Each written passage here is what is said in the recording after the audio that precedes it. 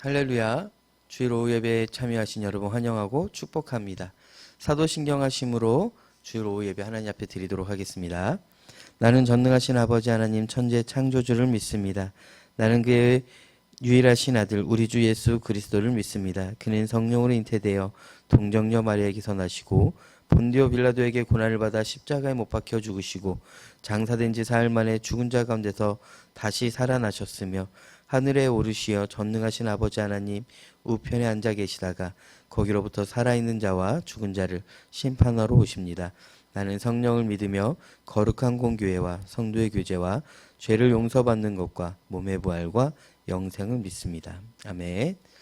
할렐루야. 오늘 함께 나누실 하나님의 말씀은 갈라디아서 2장 11절부터 21절까지 말씀입니다. 갈라디아서 2장 11절부터 21절까지의 말씀 함께 읽도록 하겠습니다. 게바가 안디옥에 이르렀을 때에 책망받을 일이 있기로 내가 그를 대면하여 책망하였노라. 야고보에게서 온 어떤 이들이 이르기 전에 게바가 이방인과 함께 먹다가 그들이 오매 그가 할례자들을 두려워하여 떠나 물러가매 남은 유대인들도 그와 같이 외식함으로 바나바도 그들의 외식에 유혹되었느니라. 그러므로 나는 그들의 복음이 진리를 따라 바르게 행하지 아니함을 보고 모든 자 앞에서 게바에게 이르되 내가 유대인으로서 이방인을 따르고 유대인답게 살지 아니하면서 어찌하여 억지로 이방인을 유대인답게 살게 하려느냐 하였노라. 우리는 본래 유대인이요 이방 죄인이 아니로되 사람이 의롭게 되는 것은 율법의 행위로 말미암음이 아니요 오직 예수 그리스도를 믿음으로 말미암는 줄 알므로 우리도 그리스도 예수를 믿나니 이는 우리가 율법의 행위로서가 아니고 그리스도를 믿음으로써 의롭다함을 얻으려 함이라. 율법의 행위로서는 의롭다함을 얻을 육체가 없느니라. 만일 우리가 그리스도 안에서 의롭게 되려 하다가 죄인으로 드러나면 그리스도께서 죄를 짓게 하는 자냐? 결코 그럴 수 없느니라. 만일 내가 헐었던 것을 다시 세우면 내가 나를 범법한 자로 만드는 것이라. 내가 율법으로 말미암아 율법에 대하여 죽었나니 이는 하나님에 대하여 살려 함이라. 내가 그리스도와 함께 십자가에 못 박혔나니 그런즉 이제는 내가 사는 것이 아니요 오직 내 안에 그리스도께서 사시는 것이라. 이제 내가 육체 가운데 사는 것은 나를 사랑하사 나를 위하여 자기 자신을 버리신 하나님의 아들을 믿는 믿음 안에서 사는 것이라. 내가 하나님의 은혜를 패하지 아니하노니 만일 의롭게 되는 것이 율법으로 말미암았으면 그리스도께서 헛되이 죽으셨느니라. 아멘. 예전 드라마 중에 유명한 대사 중에 하나가 내 안에 너 있다라는 대사입니다. 아마 많이 들어보셨을 것이고 지금도 많은 프로에서 종종 언급되고 있는 대사 중에 하나이기도 합니다. 이 안에 너가 살고 있다라는 것은 그 상대방이 내 생각의 모든 중심에 있고 내 행동의 모든 중심에 그 사람이 있다라는 것이죠. 내가 원하는 대로 이전에 내가 뜻대로 내 안에 내가 주인이었을 때의 삶과 다른 사람이 온통 내 모든 것의 중심이 되었을 때 이 주인은 다르다라는 것이죠. 한 사람을 사랑하게 되어지면 계속 그 사람을 생각하게 되고 무엇을 보든 그 사람에 빗대어서 생각하게 되어지고 좋은 것을 먹어도 그 사람과 함께 있고 싶고 함께 먹고 싶고 그 사람이 생각나고 과연 그 사람이 이것을 좋아할까라고 이전에는 생각하지 않았던 생각의 흐름으로 모든 것이 흘러가기 시작합니다. 생각이 그쪽으로 흘러가다 보니 행동까지도 그렇게 변화되기 시작하는 것이죠. 내 안에 누가 사는가는 내가 지금 생각하고 있는 것, 내가 행하고 있는 것으로 증명되어집니다. 왜냐하면 내 안에 있는 것이 삶으로 드러날 수밖에 없기 때문입니다. 재채기와 사랑하는 마음은 숨길 수 없다라고 하죠. 내 안에 그리스도가 살아있는 것, 내 안에 그리스도가 있다라면 생각과 행동들이 그리스도가 중심이 되어 나타나게 된다라는 것입니다. 오늘 본문의 1절과 3절까지의 말씀을 11절과 13절까지의 말씀을 보면 지금 베드로가 안디옥에서 형제들을 만나 식사하는데 그 형제들은 유대인 출신의 형제들이 아니라 이방 출신의 형제들이었습니다. 그들과 함께 식탁 교제를 한다라는 것은 유대교적 생각으로는 있을 수 없는 일이죠. 왜냐하면 이방인은 죄인이었고 이방 죄인들과 함께 식사하는 것, 그들과 교제하는 것 자체가 나도 똑같은 죄인이다라고 증명하는 것이기에 유대교적 사상을 갖고 있는 사람들에게는 말도 안 되는 일입니다. 그러나 복음 앞에서 유대인과 이방인은 차이가 없죠. 모두 형제입니다. 그리스도로 말미암아 모두가 한 형제인데 베드로는 그것을 믿었고 그대로 행한 것뿐입니다. 그리스도인이었기에 예수님의 제자였고 복음은 율법과 상관없이 율법을 폐하고 그리스도가 완성하셨기에 예수님의 뜻대로 행하는 것이 그에게는 옳은 일이었고 그게 복음의 진리였기 때문에 유대인의 삶을 살지 아니하고 그리스도인의 삶을 살아가는 것입니다. 지금 베드로의 삶의 모습, 이방인과 식탁 교제하는 것, 그들과 친분을 교제하고 그들에게 형제다라고 말하며 함께 거주하는 것은 베드로가 유대교적 율법을 가지고 살아가는 것이 아니라 그리스도인으로서 복음을 가지고 살아간다라는 증거입니다. 그런 베드로에게 어떠한 일이 일어났냐면 유대교 출신의 사람들이 온다라는 소식을 듣고 두려워서 그 식사 자리를 떠나갑니다. 분명 유대인으로서 율법적인 삶을 사는 삶에서 예수님을 믿는 자로 복음에 입각한 삶을 살아가기 시작한 베드로, 또 그렇게 살아가도록 전달하며 전하고 있었던 사도인데도 교회 안에서 여전히 율법주의적인 사고와 유대교적 사상으로 복음 외에 추가적으로 율법도 필요하다라고 말하는 이 공동체 안에서 사도 베드로는 진 것입니다. 이 모습을 보고 다른 유대교 출신의 성도들, 형제들까지도 떠나갑니다. 베드로가 유대인으로서 그러나 그리스도인의 정체성을 가지고 복음의 진리를 가지고 이방 형제들과 함께 식사할 때에는 같이 함께 따라왔던 유대교 출신의 성도들도 같이 그 안에서 어울리면서 복음 안에서 복음의 진리 안에서 형제들과 교제할 수 있었는데 베드로가 유대교 출신의 성도들을 두려워하여 떠남으로 그들조차도 같이 떠났습니다. 이 상황이 얼마나 심각했는지 바나바까지도 그들의 유혹에 넘어질 뻔했다라고 13절에서 말하고 있습니다. 한 리더자의 또 한 성도의 넘어짐이 다른 사람에게도 영향이 있음을 기억해야 합니다. 교회 안에 거짓 형제들로 인해 여전히 율법이 중요하고 율법도 있어야 한다라고 주장하는 이 공동체 안에서 복음의 진리를 무너뜨리는 것으로 대표적으로 할례를 받아야만 한다라고 했던 이 시대의 이 초대교회의 문제들, 교회 안에 있었던 이 거짓된 복음들, 그것을 바로잡고 고쳐야 할 베드로가 오히려 그들의 영향력 아래서 무너지고 있는 모습을 봅니다. 그때 함께 복음 안에 있었던 유대교 출신의 형제들의 동반으로 무너지는 것을 보게 됩니다. 그리스도인으로서 세상에 살아가면서 또 믿지 않는 형제들과 믿지 않는 가족들, 믿지 않는 지인들에게 예수를 믿어야 한다. 나는 예수를 믿는 사람이고 예수님 외에는 구원의 방법이 없다. 예수님이 유일한 하나님이시고 예수님이 유일한 구원자다라고 입으로 말하지만 삶으로 세상에 오는 두려움으로 말미암아 세상의 방식이 아니면 안 될 것 같은 염려로 말미암아 그리스도인의 삶을 살아가지 못하는 나로 인하여서 내 주변에 있는 믿는 형제들까지도 정당성을 부여하고 다 저렇게 사는데 나도 그렇게 살지 뭐. 같은 교회 다니는 사람도 저러는데 장로님도 저러는데 지사님도 저러는데 목사님도 저러는데 나도 그러지 뭐. 나도 괜찮은 거 아니야? 모두가 다 그러는데 괜찮은 거 아닌가? 말씀에서 문제인지 아닌지를 점검하는 것이 아니라 내 삶의 방향성이 옳은지 아닌지를 복음 안에서 결정하는 것이 아니라 교회 안에서 또 내 주변 안에서 믿는 사람들의 행동을 보고 결정하는 연약한 자들이 많습니다. 어린아이와 같은 신앙이 가진 사람들이 대부분인데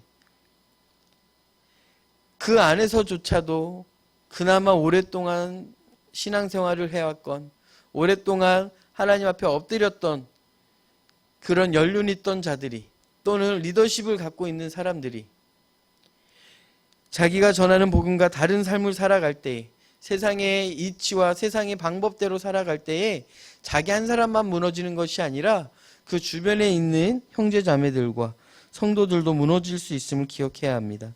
그러므로 그리스도인은 견고한 복음의 진리를 가지고 있어야만 그 영향력을 행사할 수 있습니다. 이 당시 가장 큰 영향력을 갖고 있었던 베드로의 이 실수 한 번으로 교회 안에 거짓된 복음이 중심이 되고 자리 잡힐 수도 있습니다. 그것이 인정되어지게 될 수 있습니다. 쉽게 말해서 율법도 필요하고 율법도 있어야만 한다라는, 율법주의자들이 주장했던 복음도 필요하지만 율법도 있어야 하고 두 개 모두 다 가지고 있어야만 건강하다라고 말하는 이 잘못된 복음을 갖고 있는 교회 안의 세력들에게 우리가 옳구나, 우리가 잘했구나라고 증명하게 되는 꼴이 될 수 있다는 것을 기억해야 합니다. 이에 대하여 바울은 염려가 되었을 것이고, 그로 인해서 베드로에게 조심히 다가가서 베드로 사도, 지금 이 행동은 잘못된 것이지 않냐. 너가 유대인으로서 유대인답게 살지 않고 이방인과 함께 이방인처럼 복음 안에서 자유롭게 살면서 어떻게 이방인에게는 유대인의 삶을 살라고 강조하느냐.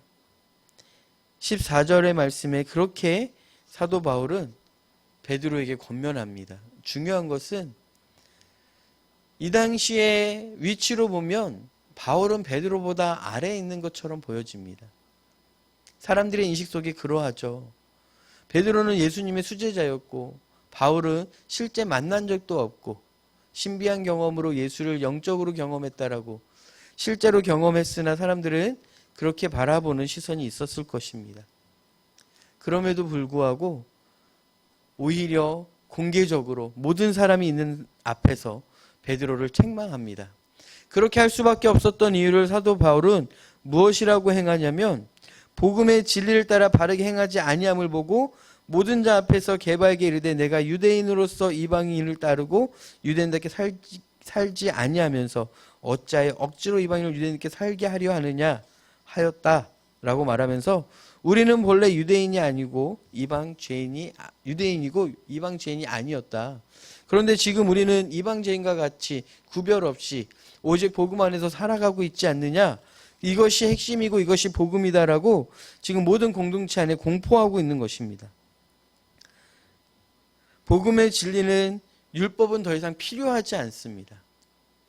복음만으로 완벽하고 복음으로 완전합니다. 다른 무엇이 첨가될 수 없습니다.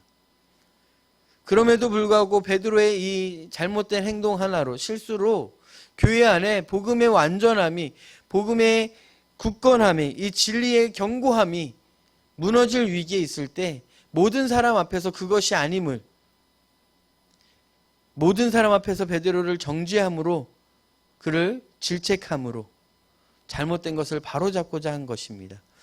왜냐하면 베드로의 삶으로, 베드로의 행동 하나로 베드로만 무너지는 것이 아니라 그를 따르던 사람들과 공동체 내부의 전체가 다 무너질 수 있기 때문에 그 행동을 공개적으로 잘못됐음을 알게 함으로 인하여 복음의 진리를 견고하게 하고자 했던 의도였음을 기억해야 합니다. 세상을 향해 예수님을 믿어야 한다라고 말하면서 정작 우리는 복음의 진리를 따라 살지 않으므로 예수를 모르는 사람들은 물론이며 믿는 형제들마저도 무너뜨리는 도구가 될 수 있는 이 위험한 상황, 우리 삶에 너무나도 많지 않습니까? 그 삶을 돌이켜야 합니다. 그 삶을 돌이켜 증명해야 합니다.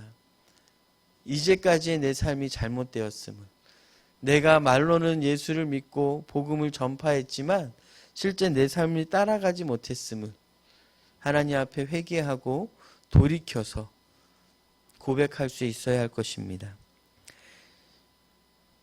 사람이 의롭게 되는 것은, 즉 사람 안에 있는 죄가 해결되어지려면 사람의 방식이나 세상의 방식으로는 불가능하다라고 사도 바울은 말합니다.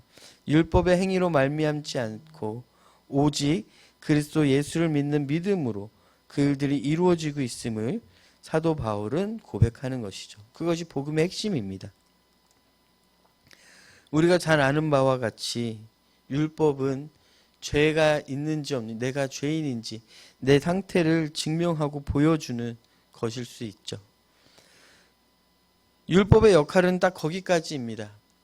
내가 하나님 앞에서, 하나님 안에서, 하나님에게 관점 안에서 내가 죄인인지 아닌지, 지금 내 삶이 건강한지 아닌지를 점검할 수 있는 그 기준이 될 수는 있지만, 발견된 죄들을 해결할 수 있는 힘은 율법에는 있지 않습니다. 율법으로는 그 죄를 해결할 수 없습니다. 율법은 비록 내가 하나님 앞에서, 하나님 말씀 앞에서 죄인임을 발견하게 되는 도구이지, 그 율법으로 말미암아 율법을 잘 지킨다고 하여서 죄가 해결되어지는 것은 아닐 뿐더러 그 율법을 모두 지킬 수 없다라고, 육체를 가진 사람은 그 모든 율법을 지킬 수 없다라고 말합니다. 그리스도를 믿음으로써 의롭다 함을 얻으려 함이라, 율법의 행위로서는 의롭다 함을 얻을 육체가 없느니라. 어떠한 사람도 율법을 완전히 지킬 수 없을 뿐만 아니라 죄송합니다. 율법만으로는 그 죄를 해결할 수 없다라고 말하는 것입니다. 만일 우리가 그리스도 안에서 의롭게 되려 하다가 죄인으로 드러나면 그리스도께서 죄를 짓게 하느냐? 결코 그럴 수 없느니라. 예수 안에 있는데 예수 안에 나아가면 가장 먼저 발견되어지는 것은 내가 죄인임을 알게 되는 것이고, 내가 죄인이었음을 깨닫게 되고 경험하게 되는 것이죠. 그것이 내 안에 있는 그리스도가 그렇게 조장하거나 만들어낸 것이 아니라는 것입니다. 결코 그럴 수 없다라는 것이죠. 내 안에 있는 예수로 말미암아 내가 죄인이었음을 깨닫게 된 이후에는 그 죄로부터 멀어지게 되는 일들이 일어나게 된다라는 것입니다. 사도 바울의 개발을 향한 이 질책은 오늘날 우리에게도 동일한 질책으로 다가옵니다. 세상에서 죽었다, 하나님으로 말미암아 살았다라고 말하는 복음의 핵심은 그리스도의 십자가에 주님 홀로 못 박히는 것이 아니라 내가 주님과 함께 못 박혀지는 것입니다. 의로울 수 없는 존재로 율법은 죄인임을 깨닫게 하지만 죄를 이길 힘을 주지도 못할 뿐만 아니라 의롭게 하지도 못합니다. 다만 그리스도의 십자가에서 내가 주와 함께 못 박혀 죽고 주님의 부활과 승천하심으로 내가 주와 함께 다시 살아났을 때, 내 안에 그리스도께서 사실 때 나는 그 죄에서 떠나 주님의 품 안에서 살아갈 수 있는 것입니다. 예수님을 믿으면 죄인임을 깨닫게 되고 죄를 이길 힘을 얻을 뿐만 아니라 내가 여전히 한 죄인임에도 불구하고 의롭다 함을 받게 될 수 있다라는 것입니다. 주님이 오실 필요가 없는 것입니다. 주님 외에 율법으로 가능하다라면, 세상의 다른 방식으로 내 죄를 해결할 수 있고 세상 어떠한 것으로, 다른 무엇으로, 십자가 복음이 아닌 다른 것으로 내가 구원을 얻을 수 있다면 주님이 오셔서 죽을 이유가 없습니다. 하나님은 그 방법을 선택하셨을 겁니다. 다른 방법이 없기에, 오직 주님이 아니면 해결할 수 없기에 주님이 십자가에 못 박혀 죽으셨다는 것을 기억해야 합니다.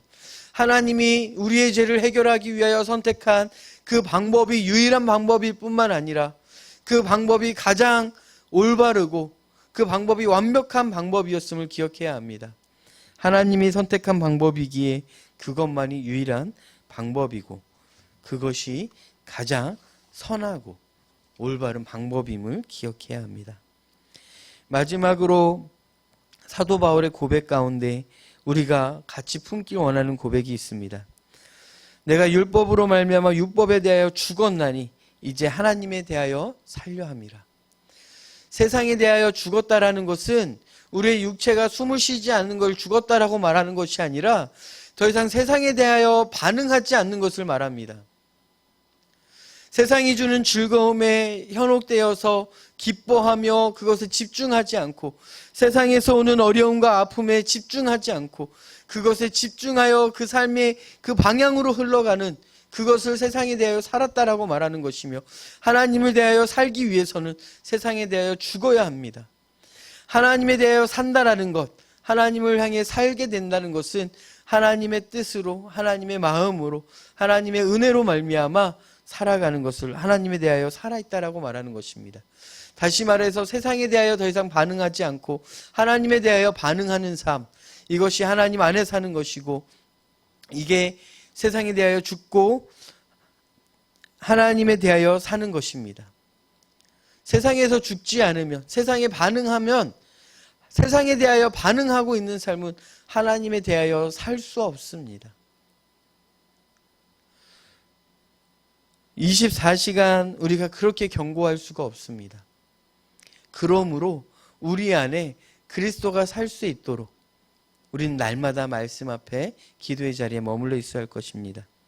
내가 그리스도와 함께 십자가에 못 박혔나니 그런즉 이제는 내가 사는 것이 아니요 오직 내 안에 그리스도께서 사시는 것이라. 이 고백이 우리의 고백이 되길 소망합니다. 이제 더 이상 내 뜻대로, 내 원하는 대로, 세상의 방식대로 사는 것이 아니라 그 삶을 십자가에 못 박고 더 이상 반응하지 못하도록 십자가에서 함께 죽게 하고 이제 내가 그리스도와 함께 사는 것, 오직 내 안에 그리스도께서 살게 하는 것이 내가 하나님에 대하여 살게 되는 방법입니다. 내 안에 내가 살고 있으면 하나님이 살 수 없습니다. 내 안에 하나님이 사는 것, 주님이 내 안에 살게 하는 것, 그것이 우리의 삶이 되기를 소망합니다. 이제 내가 육체 가운데 사는 것은 나를 사랑하사 나를 위하여 자기 자신을 버리신 하나님의 아들을 믿는 믿음 안에 사는 것이다. 이제 우리가 이 땅에서 살아갈 때 우리 삶의 방향과 우리 삶의 목적은 바뀌어집니다. 이제 우리가 이 땅에서 살아가는 이유는 예수 그리스도를 믿는 믿음 안에서 살기 위함입니다. 그 안에 살기 위해서 우리는 오늘도 살아가는 것입니다. 오늘 우리가 다시 눈 떴을 때 하나님 앞에 감사하지 않았습니까? 죽어 마땅한 자를 오늘 또 살게 하셔서 하나님의 말씀 앞에 서게 하시는 것 감사하길 바랍니다. 하나님이 다시 한번 하나님 말씀 앞에 우리를 부르신 것은 그리스도 안에 살게 하기 위함이고, 그러기 위해 우리 안에 말씀을 심어 내 안에 그리스도께서 살 수 있도록 하기 위함임을 기억하길 바랍니다. 서두에 말씀드렸다시피 내 안에 그리스도가 살려면, 주님이 내 안에 살려면 내가 주님을 사랑해야 하고, 주님을 사랑하려면 주님을 알아야 하고, 관계를 가져야, 교제를 해야 사랑할 수 있지 않겠습니까? 보지도 못하고 알지도 못하는 사람을 사랑할 수 있습니까? 그를 경험하지도 못하고 그가 어떤 사람인지 알지 못하면서 그를 사랑할 수 있겠습니까? 그의 외모로 일시적으로는 좋아할 수 있고 흥미로울 수는 있습니다. 그러나 내 삶을 바꿀 정도로 사랑할 수는 없습니다. 누군가가 내 삶을 바꿀 정도로 사랑하려면 그와 오랫동안 관계하고 오랫동안 교제하고 그를 오랫동안 생각하는 시간들이 있어야 합니다. 내 안에 그리스도께서 사시는 것은 내가 내 안에서 그렇게 그리스도께서 살게 하기 위해서는 주님을 매일매일 묵상하고 생각하고 교제하며 대화하며 나아가야 한다는 것입니다. 날마다 주를 묵상하는 자만이 그 안에 그리스도께서 살 수 있다는 것을 기억해야 합니다. 주님께서 자기 안에 거하라고, 내 안에 거하라고 말씀하실 때에 주님이 그 방법은 말씀을 날마다 묵상하는 것이다라고, 내 말이 너희 안에 거하면 내가 너와 함께 하는 것이다라고 말씀하신 것을 기억하길 바랍니다. 내 안에 그리스도께서 사시는 것은 내 안에 주의 말씀이 있다라는 것입니다. 주의 말씀이 내 안에 있어야만 주님을 알 수 있고, 주님을 알아야 사랑할 수 있고, 사랑해야 그 사랑을 따라 살아갈 수 있는 것입니다. 그러므로 이제는 우리 안에서 내가 사는 것이 아니라 그리스도께서 사는 우리의 인생이 되기를 소망합니다. 그렇지 않은 인생은 예수님의 십자가를 헛되게 하는 것입니다. 정말 우리가 그리스도의 자녀이고 정말 주님께서 우리를 위하여 십자가에 달려 죽으셨음을 고백하고 믿는다면 그것이 헛된 것이 되지 아니하도록 우리 안에 그리스도께서 사시는 일이 날마다 순간순간마다 회복되어지는 일이 있기를 소망합니다. 세상을 살아가다 보면 그러지 못할 때가 너무나도 많음을 저 역시 경험하고 고백하게 됩니다.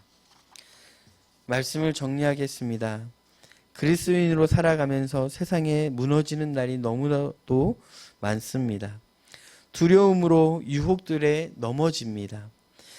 염려함으로, 걱정됨으로 하나님이 아닌 세상의 방식을 따를 때가 많습니다.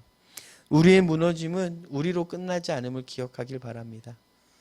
나의 넘어짐은 나를 바라보고 있는 모든 사람들도 무너지게 하는 힘이 있음을 기억해야 합니다. 우리를 보는 모든 세상뿐만이 아니라 형제들까지도 넘어지게 함을 기억하고 나의 연약함으로 다른 사람들이 넘어지지 않도록 하나님 앞에 더 매달리고 더 하나님을 묵상함으로 하나님 내 안의 연약함이 하나님 앞에서 해결되게 해달라고 기도할 수 있는 저와 여러분이 되기를 소망합니다. 오직 예수님만이 우리 안의 문제를 해결할 수 있습니다. 죄를 깨닫는 것만으로 내가 죄인이구나, 이것이 문제구나라고 알게 되는 것만으로는 해결되지 않아요. 거기에서 시작입니다.